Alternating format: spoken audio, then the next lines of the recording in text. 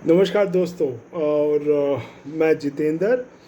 और मैं आपका तो धन्यवाद करना बनता है साहब। अगर आप ये वीडियो देख रहे हो तो आपने पहला कदम अपनी सुरक्षा को लेके और पैकेज एंड मूवर्स चार्जेस के विषय को लेके आप जो जागरूकता दिखा रहे इच्छुक हैं, तो इसके लिए मैं आपका धन्यवाद और आभार दोनों ही प्रकट करता हूँ।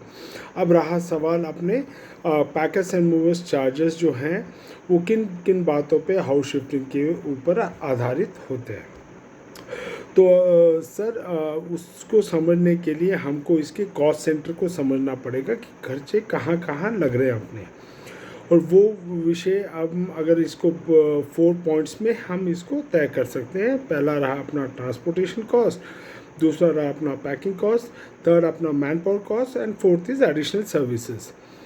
पहले वाले केंद्र बिंदु पे अगर वापस हम गौर से सोचें कि ट्रांसपोर्टेशन कॉस्ट माने क्या, तो ट्रांसपोर्टेशन कॉस्ट डायरेक्टली अफेक्ट करता है आपके size of the truck and distance to be travelled. और जाहिर सी बात है, अगर आपके पास कम सामान है तो छोटी गाड़ी लगेगी, छोटी गाड़ी लगेगी और कम दूरी जाना है तो ट्रांसपोर्टेशन कॉस्ट कम होने वाला है। उसी तरह अगर आपका फुल 2 BHK हाउस होल्ड रहा तो दूरी गाड़ी भी बड़ी चाहिए और दूरी अगर ज़्यादा है तो खर्चे भी ज़्यादा लगेंगे सर।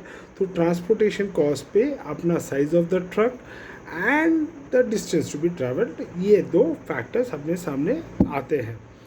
अब सेकेंड फैक्टर क्या रहा अपना packing cost. Sir packing cost में भी अपने को समझना पड़ेगा कि अपना पर्पस ऑफ हाउस शिफ्टिंग जो है वो इंटरसिटी यानी लोकल हाउस शिफ्टिंग है या लॉन्ग डिस्टेंस शिफ्टिंग है। लोकल हाउस शिफ्टिंग रहा, लोकल मतलब विद इन सिटी अगर हाउस शिफ्टिंग रहा तो पैकिंग कॉस्ट काफ़ी तरीके से कंट्रोल किए जाते हैं। जैसे मूविंग ब्लैंकेट यूज़ कर लिया और बबल सिर्फ अपने को जो बुनियादी चीज़ें हैं जैसे क्रॉकरीज हुए, फ़ोटो फ्रेम्स हुए, इन चीज़ों पे हम बबल का इस्तेमाल करके और बाकी जो फर्नीचर्स रहा उस पे हम मूविंग ब्लैंकेट को यूज़ करके हम खर्चा कम कर सकते हैं। और उसी तरह कार्टून बॉक्स की जगह हम उसको रिप्लेस कर देते हैं प्लास्टिक क्रेट्स या प्लास्टिक बिन से, तो भी अपना कॉस्ट कंट्रोल किया जा सकता है।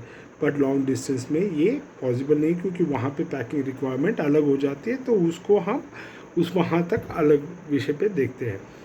अब तीसरा कॉस्ट फैक्टर रहा सर मैन पावर।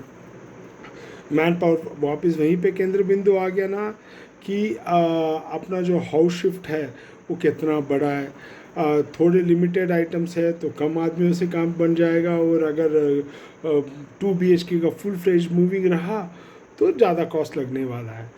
अब यहाँ पे वापस अपने को दो तीन चीज़ें और देखनी पड़ती है कि आपका वहाँ पे जो एक्सेसिबिलिटी पिकअप और ड्रॉप लोकेशन पे लिफ्ट फैसिलिटी है या नहीं, हेवी फर्नीचर्स कैसे मूव होंगे, लिफ्ट में सर्विस लिफ्ट है या पैसेंजर लिफ्ट है।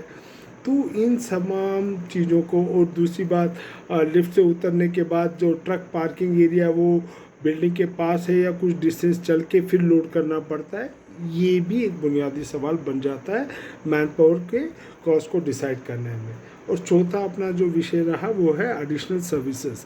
एडिशनल सर्विसेज तकरीबन लॉन्ग डिस्टेंस मूविंग्स पे आप गौर कर सकते हो, जैसे इंश्योरेंस फैक्टर रहा, wooden crating for fragile items like dining table glass, electronics जैसे TV, fridge, washing machine, oven and photo frames, vase, crockeries. इन सब चीज़ों पे कई जगहों पे अपने को जैसे म्यूज़िक इंस्ट्रूमेंट रहा वहाँ पे वुडन क्रेट की अपने को ज़रूरत पड़ जाती है अगर आपने एक सिक्योर मूविंग चाहिए। तो ये additional services, GST, goods and service tax, इस पे भी हम बिंदु रख सकते हैं कि अपने ये कॉस्ट एरियाज बढ़ने वाले हैं।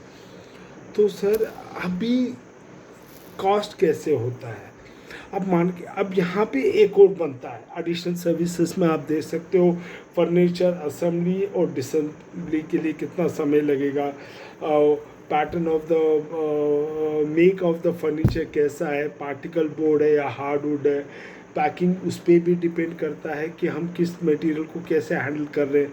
उस मटेरियल हैंडलिंग के लिए अपने को किन किन पैकिंग मटेरियल्स की ज़रूरत पड़ेगी। तो ये भी एक फैक्टर बन के आता है। जैसे पार्टिकल बोर्ड है, उसका डिसअसेंबली और असेंबली में काफ़ी समय लग जाता है। और इलेक्ट्रिकल एंड प्लम्बिंग वर्क जहाँ जैसे एसी इंस्टॉलेशन अनइंस्टॉलेशन सर्विसेज हैं, उसके बाद में अपना टीवी सेटअप हुआ, ये कंप्लीट रीलोकेशन सर्विसेज के तहत आते हैं।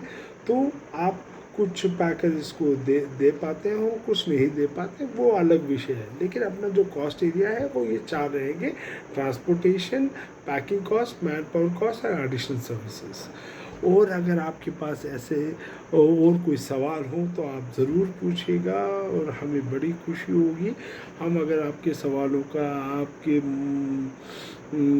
कुछ काम आ जाए हमारे उत्तर, और आपको पैकर्स एंड मूवर्स चुनने में सहायक बने, तो I will be very thankful to you. धन्यवाद।